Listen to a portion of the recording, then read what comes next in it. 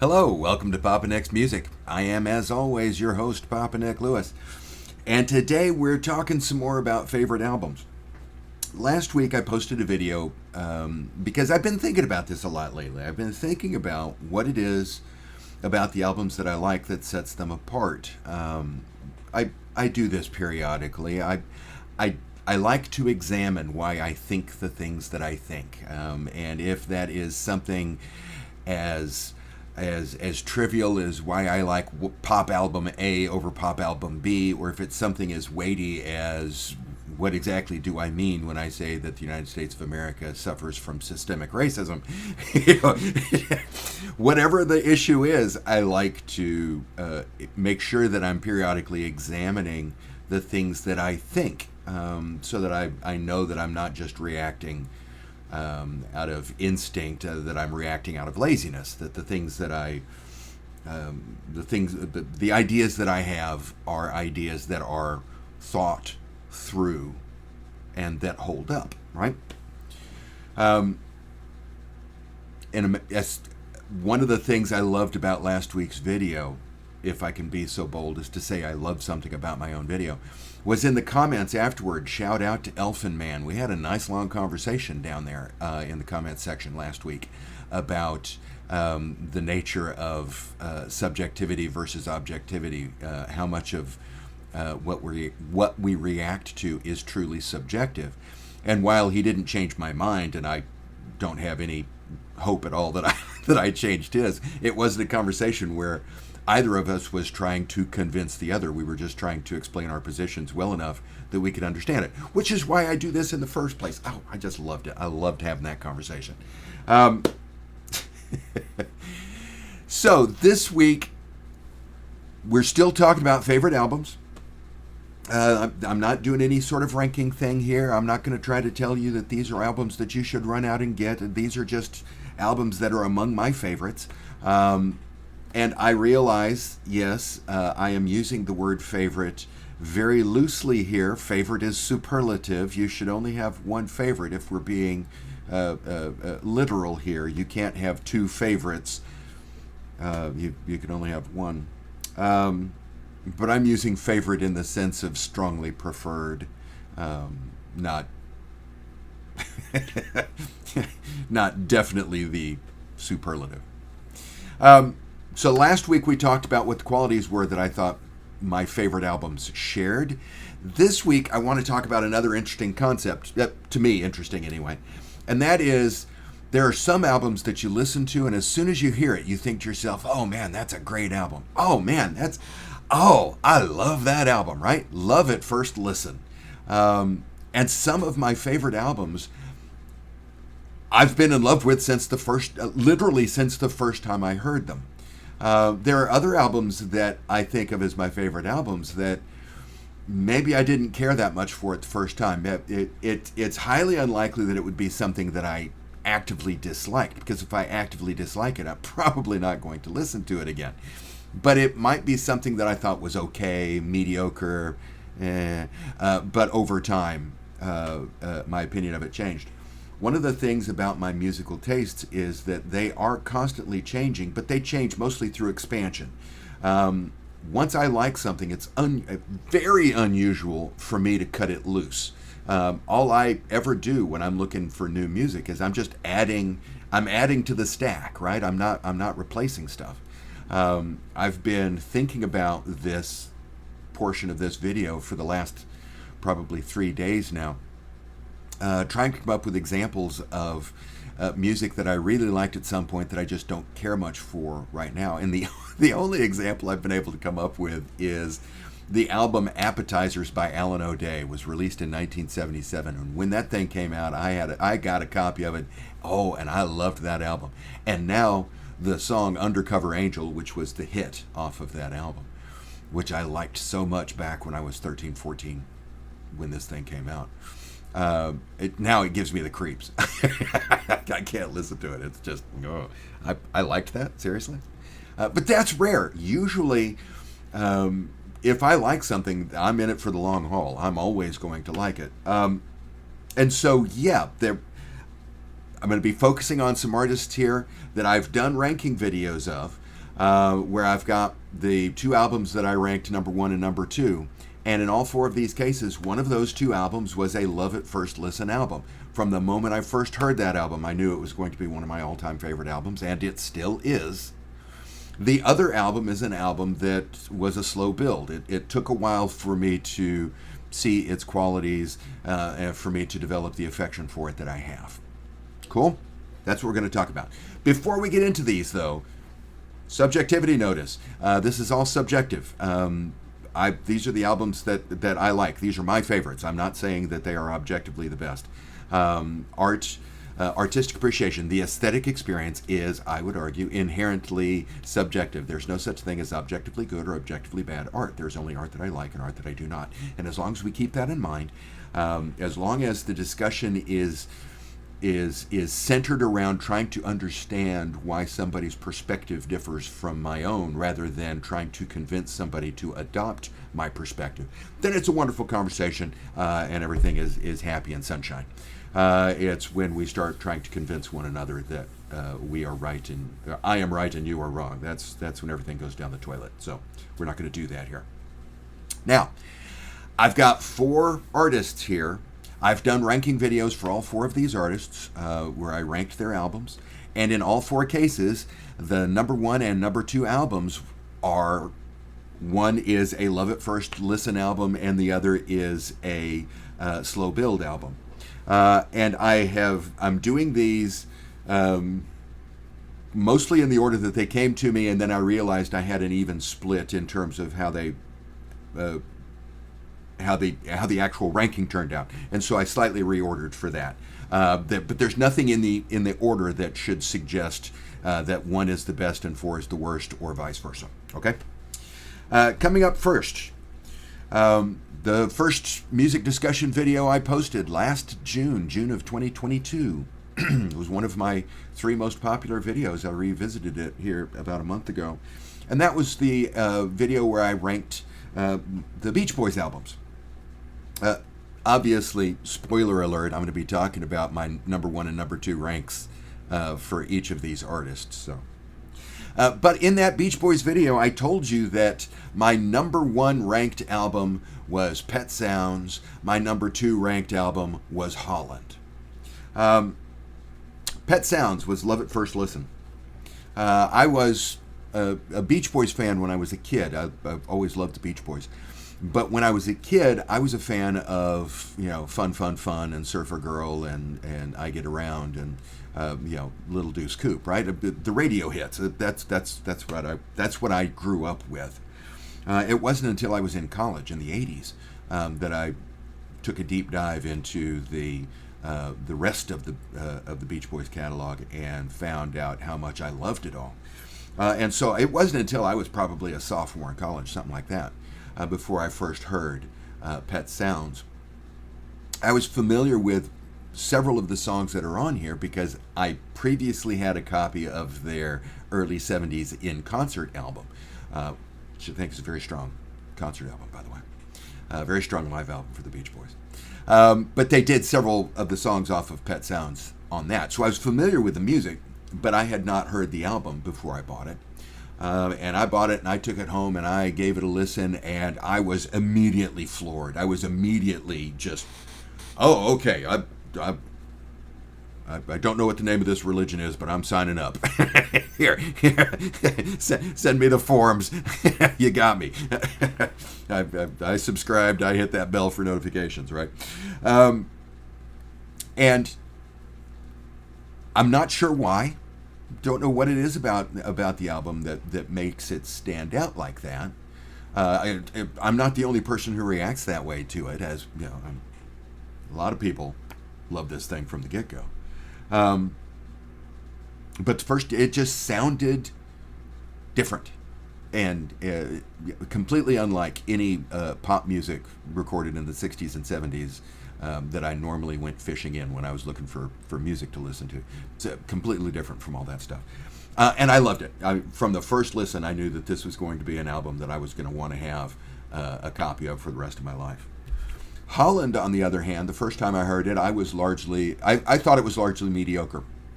There were a few again, same with Pet Sounds. There were a few songs on here that I knew because they were included on that concert album. I was familiar with Funky Pretty, with Leaving This Town, with the Traitor, right? So I knew some of the songs. But when I first bought this album, the first version of the album that I had is the Capitol Twofer that came with Carl and the Passion's So Tough. And I was really excited to get this thing on CD because I had a copy of this on vinyl and I loved it. And so, hey, I bought this in part because I was buying all of them, but also I wanted this on CD. This came along for the ride. And so the first couple of times I listened to it, for the most part, it was, okay, not great. But then it started growing on me.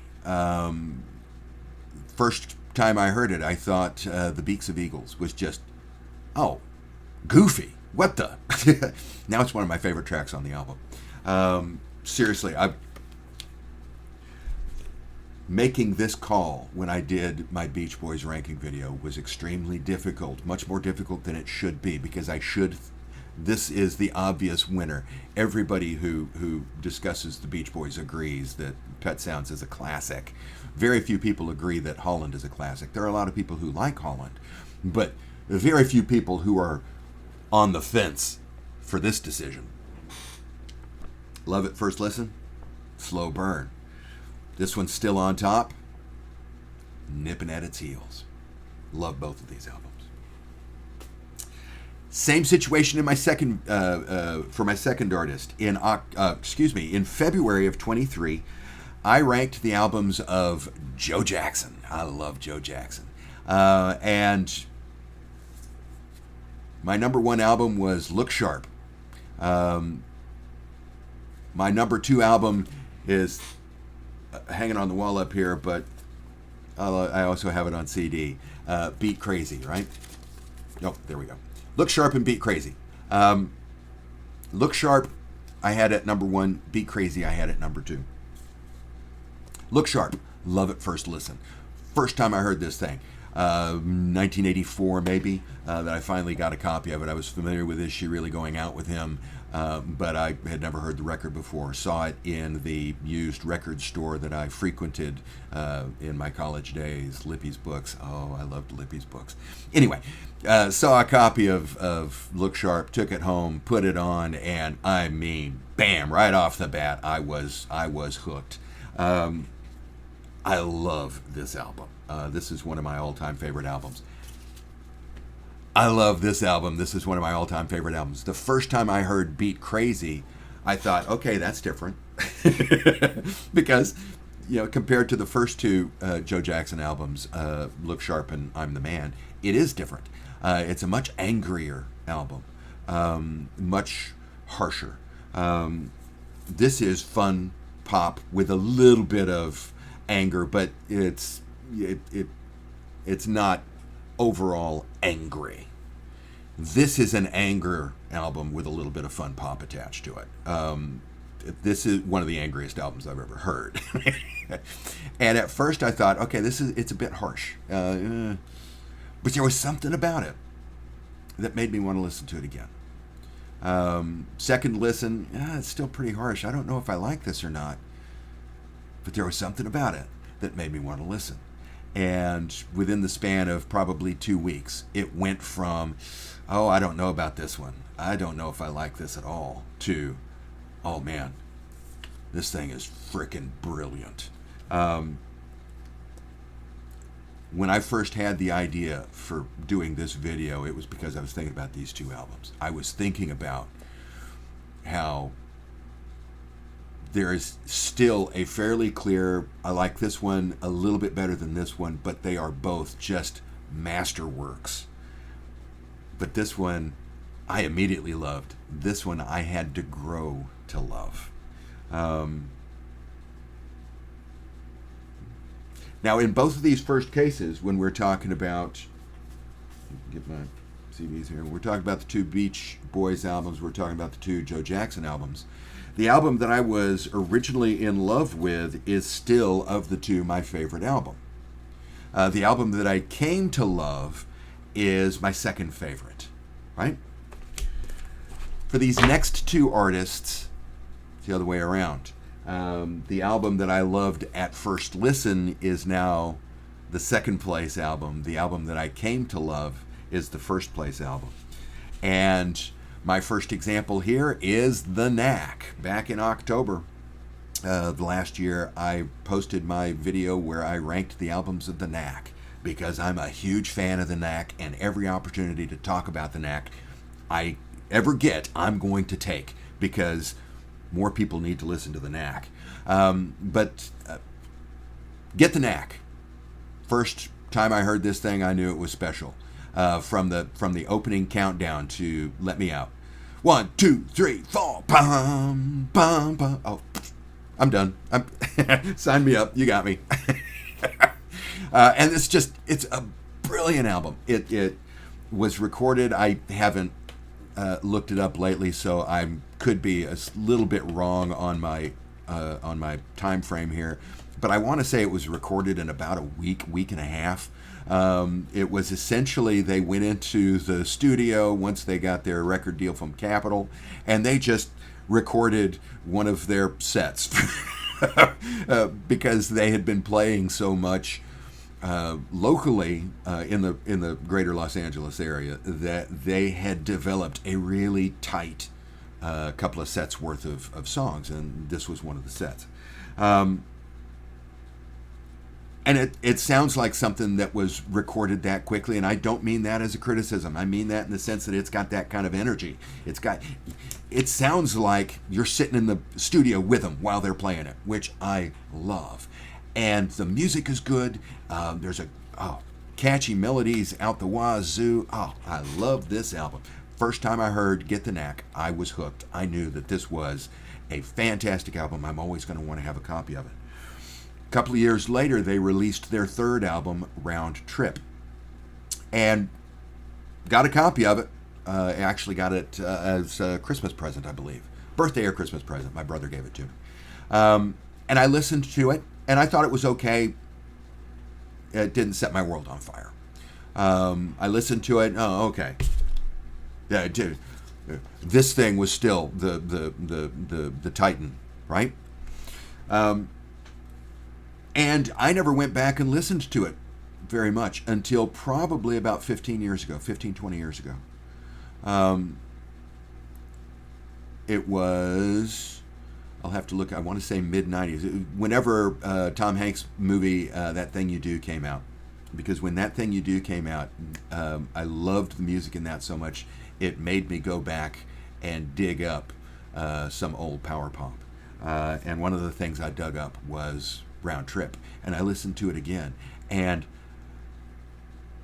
I'm like, wait, I passed this stuff over the first time? Are you kidding me? It doesn't start off with a bang like this one does, but oh my God, the quality of the songwriting overall is much better on Round Trip than it is on Get the Knack. The quality of the musicianship is much better on Round Trip than it is on Get the Knack. Get the Knack sounds like a good, tight set. This thing is a frickin' artistic work. It took me a while, but I have come to love The Knack's Round Trip. One of my all-time favorite albums. Of the albums that I've been talking about so far, I'm probably ranking this number one. I don't know if it's... The only thing I'm even tentative on is Pet Sounds. But this is in the Pet Sounds conversation as far as I'm concerned. The other artist where the number one ranked album is the Slow Burn album, the number two is the one that I loved immediately, was Billy Joel. I ranked the Billy Joel albums back also in October. And my Love at First Listen album was The Nylon Curtain. First time I heard this thing, I thought, oh man, this is, okay, fantastic, great, brilliant, love it. And I still think it's a brilliant album. I love this thing. Love at First Listen, right? One of the criticisms that I've heard of The Nylon Curtain over the years is that it sounds too Beatley. He's trying to sound like the Beatles too much, and it's like, My reaction to that is, first, you say that like it's criticism. I got no problem with people who want to sound like the Beatles. But that secondly, I don't know that that's a criticism that you should be leveling at Billy Joel. Yes, this song or this album, excuse me, sounds very Beatley, but I don't think it's the songwriting that's Beatley. I think it's Phil Ramone's production that's Beatley here. But who cares if it sounds like the Beatles? That's a good thing. And I'll be honest, that was one of the reasons why it struck an immediate chord with me, because it did sound much more Beatley than his earlier albums. But I love this thing the first time I heard it. And I still love it today. I adore the Nylon Curtain. But it came in number 2 in my ranking. Number 1 was 52nd Street. Now, when 52nd Street first came out, I loved the first side, right? Big Shot, Honesty, My Life, Zanzibar.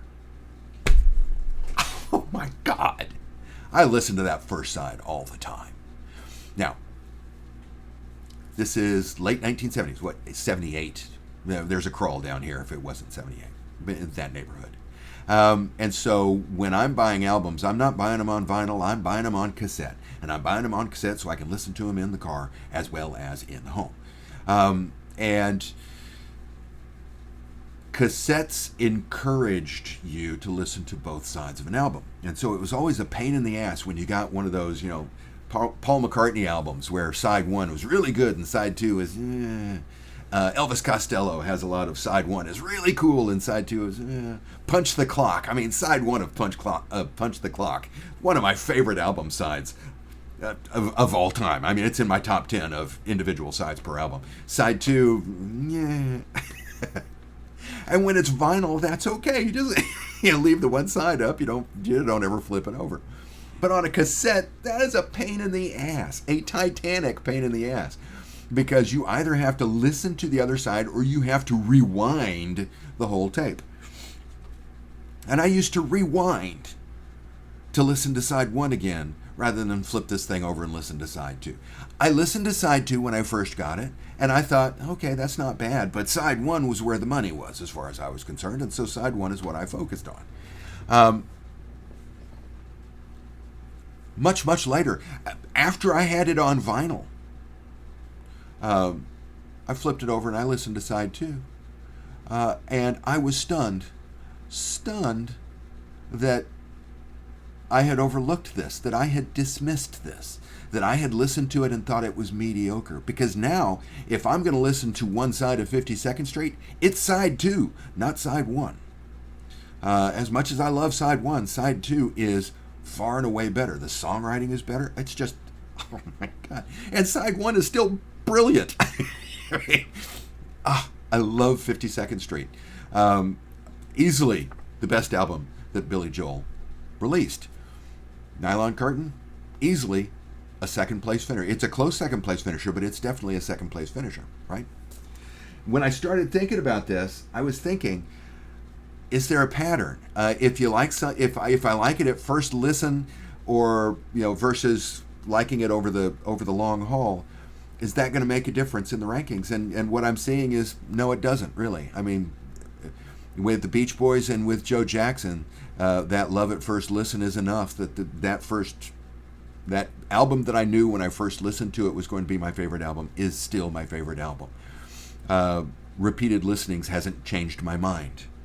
But with the Knack and Billy Joel, I've had a sway. The album that I would have sworn was going to be my favorite for all time isn't any longer. The album that I had neglected the first time around has come to be more important to me. I don't really know there's something interesting in this, and I'm not entirely certain what it is. So if you can see what it is, drop a comment down below. Let me know. If you think that if there's another example of albums that that you think of like this, that have this kind of duality, this kind of bookend feature, the immediate love versus slow burn love, drop those down below as well. I always love hearing from you. I always love the conversation. If you enjoyed the conversation, then please consider clicking the like button. Go ahead and click the subscribe button. It's free. Why not? And if you subscribe, click the notification bell as well. I would appreciate that. Thanks again for watching today, and I hope that the rest of your day is untroubled. See you soon.